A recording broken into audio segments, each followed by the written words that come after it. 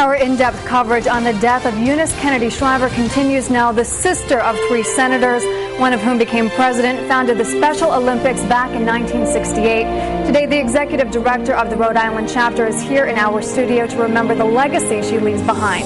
Mike McGovern, thank you so much for being with us today. Oh, it's my pleasure. You've been with Special Olympics for more than 20 years, and you actually had occasion to meet Eunice Kennedy Shriver several times. Tell us about her. Just a remarkable woman. We've lost a national treasure. There's no question. You mentioned the fact that she had 3 brothers who were senators and one that was a president. But I think she's proof that you don't have to be an elected official to be a great public servant, and she was that.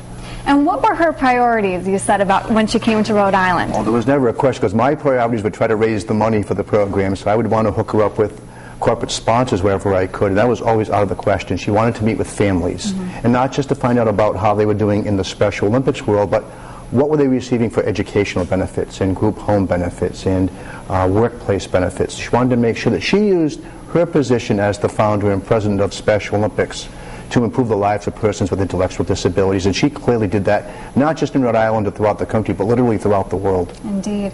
And tell us again how she got into the work.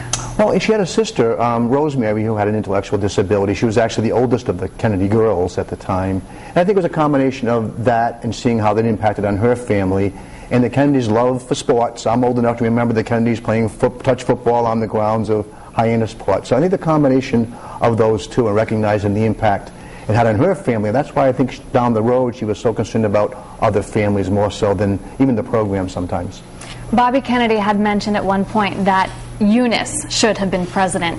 What qualities did you see in her that could have made her a good commander-in-chief? Well, I know for a fact that her brother, the president, hated to see her coming because he knew that if she was coming with a cause, and she wasn't going to leave his office until she got what she wanted. So she was headstrong, and even during the times that she was growing up, if you were a woman, you weren't going to be in political office, and she found another outlet for that. But she had all the characteristics that would have been necessary to be a great leader, and she would have been that. Okay, Mike, and she was a great leader. She was. Yes. Thanks for being with us today. We really appreciate it. And we will continue remembering Eunice Kennedy Shriver tonight on Eyewitness News at 6 and on our website, WPRI.com. There you can leave your condolences for the Kennedy family and messages of support for the Special Olympics organization and its athletes.